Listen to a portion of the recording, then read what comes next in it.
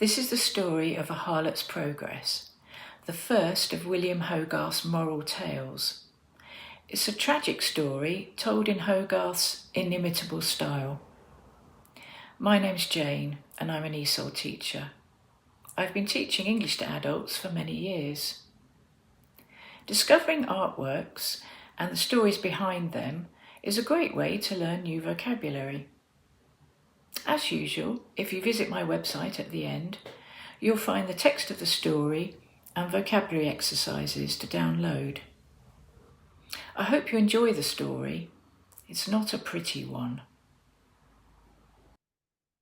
A Harlot's Progress was a set of 6 paintings by the English artist William Hogarth, made in 1731.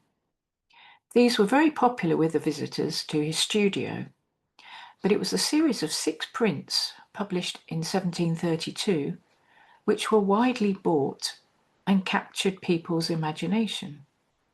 In fact, they made Hogarth famous. Unfortunately, the paintings were destroyed in a fire in 1755. This series of pictures was one of Hogarth's modern moral subjects, and the prints were published just after an official crackdown on prostitution had begun, focused specifically on Covent Garden. Prostitution was rife in Georgian London. In this series, Hogarth satirises 18th century society's hypocrisy, selfishness, and brutality. The prints show the story of a young woman, Moll Hackabout, who arrives in London from the country, alone and vulnerable, and is tricked into prostitution by a devious brothel keeper.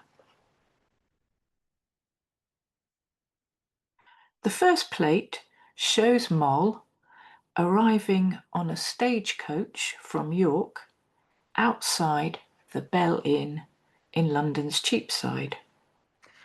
She is carrying scissors and a pincushion on her arm, which suggests that she's looking for a job as a seamstress. A seamstress is a woman who makes a living from sewing. Instead, she's greeted by the pox-ridden Elizabeth Needham, a notorious madam and brothel keeper who is trying to persuade her to join her house of ill repute. A house of ill repute is another way of saying brothel or house for prostitutes. The black beauty spots on Elizabeth's face are to cover her sores, as she has syphilis. Mother Needham was put in the pillory for running a disorderly brothel, where the crowd stoned her and she died. At the door to the brothel is the infamous rake, Colonel Francis Charteris, and his pimp, John Gourlay. Rake is an old-fashioned word for a rich man with very low morals. A pimp is a man who controls prostitutes and arranges clients for them, taking a percentage of their earnings. Colonel Charteris was a serial rapist and was convicted of raping his servant in 1730 and sentenced to death. However, his rich friends obtained his pardon. He died of natural causes shortly after. The men are awaiting Moll's arrival with anticipation. The building they are standing in front of is decaying, a symbol of the men's moral bankruptcy. The figures in the picture were well known in 18th century London and would be easily recognisable. Moll has brought a goose for her cousin, who fails to meet her. To the left, a clergyman is on horseback, too busy reading a letter to help Moll. He also ignores the fact that his horse is knocking over a pile of pans. The teetering pile of pans alludes to Moll's imminent fall. Moll is wearing white in contrast to those around her, illustrating her innocence and naivety. The dead goose, also white, foreshadows her death as a result of her gullibility. Moll is now the mistress of a wealthy Jewish merchant, stereotyped by Hogarth with his thick black eyebrows. Hogarth has also included 2 paintings in the background, showing scenes from the Old Testament, which probably foretell how the merchant will treat Moll in the future. Moll has been given everything she could wish for by the merchant: fashionable clothes, fine furnishings, a black servant boy, and a pet monkey. However, her lover can be seen sneaking out of the room in his socks, with the help of Moll's maid, who is carrying his shoes. We can assume he has just left the canopied bed behind Moll, who has distracted the merchant by kicking over the table. The merchant is shocked, as is the servant boy, but Moll looks playful and cheeky, perhaps believing she holds the power in this relationship, at least for the time being. During this time, it was fashionable for ladies to have young black slave boys to serve them tea. This was a tradition taken from colonialism. The young boys would be dressed up in exotic outfits, as would be the pet monkeys. Like the monkey, the boy is Moll's exotic toy, just as Moll is the exotic toy of the merchant. In the front of the picture, the monkey is running off with Moll's hat and piece of lace towards a table with a mask. The implication is that Moll's life is a masquerade. The fact that Hogarth has included the slave boy, the monkey, the mahogany table, and tea indicates that the merchant has made his money from the colonies. Hogarth was critical of those who obtained their wealth from the transatlantic slave trade, and also of the fashion for transatlantic commodities. He used his paintings and prints to satirize the moral weakness of people who consumed these foreign goods, and to expose the levels of exploitation he could see around him in London.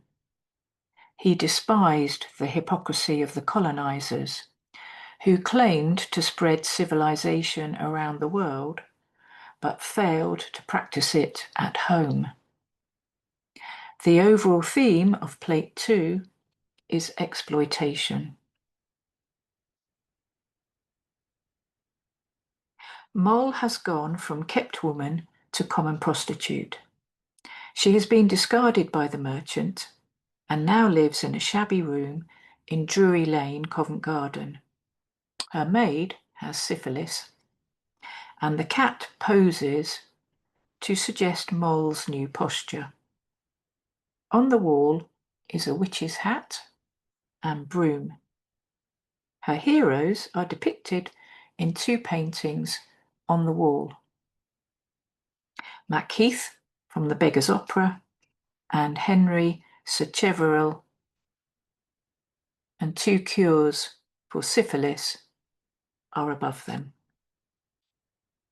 The wig box of highwayman James Dalton, who was hanged on the 11th of May, 1730, is stored on top of her bed, suggesting she was romantically involved with him. The magistrate, Sir John Gonson, with 3 armed bailiffs, is coming through the door on the right to arrest Moll for her activities. Gonson was an English judge noted for his enthusiasm for raiding brothels and passing harsh sentences. Moll is showing off a new watch, perhaps a present from Dalton or stolen from a client, and she's exposing her left breast.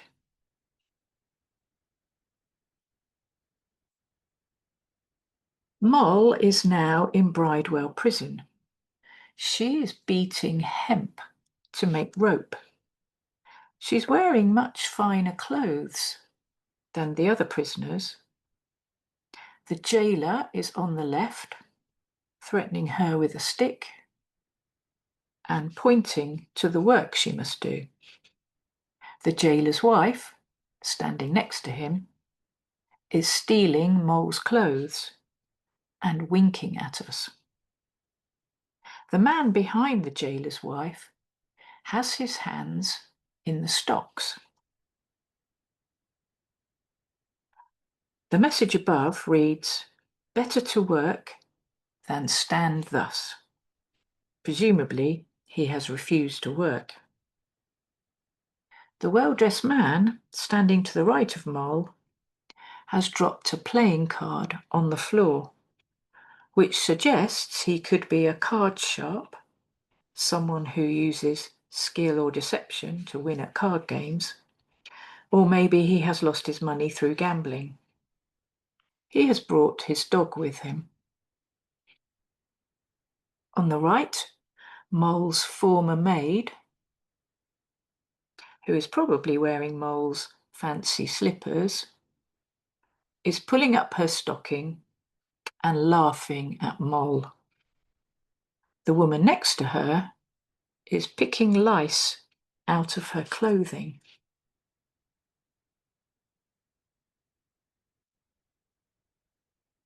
Moll is now dying of syphilis in a squalid room.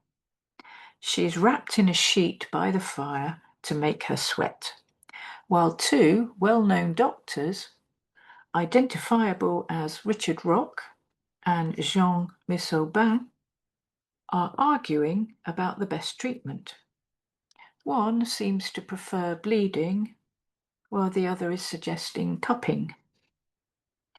Moll's maid is horrified at the doctors and tries to stop them. Moll's teeth, lost through dosing with mercury, are lying on a paper on the right. Another woman is rifling through the trunk Moll brought on the York wagon to see what she can steal. She could be the landlady or the brothel keeper. Moll's son sits by the fire, waiting for his dinner and picking lice or fleas out of his hair. Some painkillers and cures can be seen on the floor. The final plate shows Moll's wake. She died aged 23 on the 2nd of September 1731, as indicated by a note on the coffin lid. Most of the people present are prostitutes. They are not there to mourn Moll, but to help themselves to whatever possessions remain. Moll's son, sitting in front of the coffin, seems to be unaware of what's going on.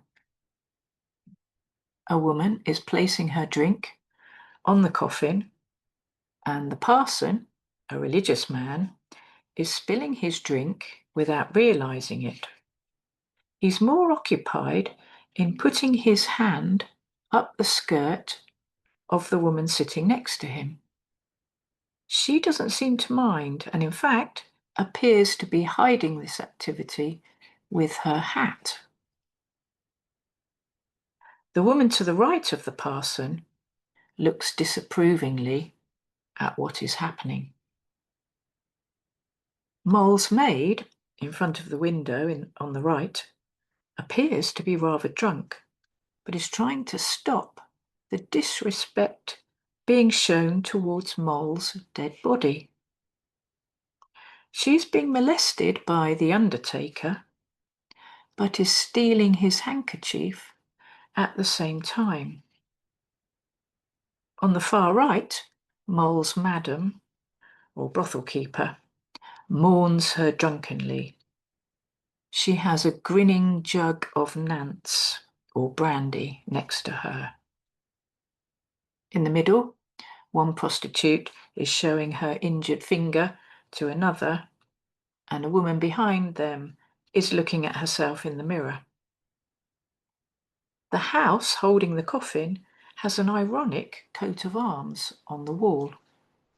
It shows a chevron with 3 spigots or plugs, suggesting the parson spilling his drink, the free-flowing alcohol, and Moll's death. The white hat hanging on the wall by the coat of arms is the one Moll was wearing in the first plate, referring back to the beginning of her end. A Harlot's Progress is a moral tale based on Hogarth's observations of life in Georgian London. He satirises the behaviour of all classes, rich and poor, and illustrates the hypocrisy he despises with humour and caricature, an early form of comic strip. Well, I hope you enjoyed the video. It wasn't a happy tale though. Don't forget to visit my website where you'll find a story with the pictures and vocabulary exercises to download. Hope to see you soon.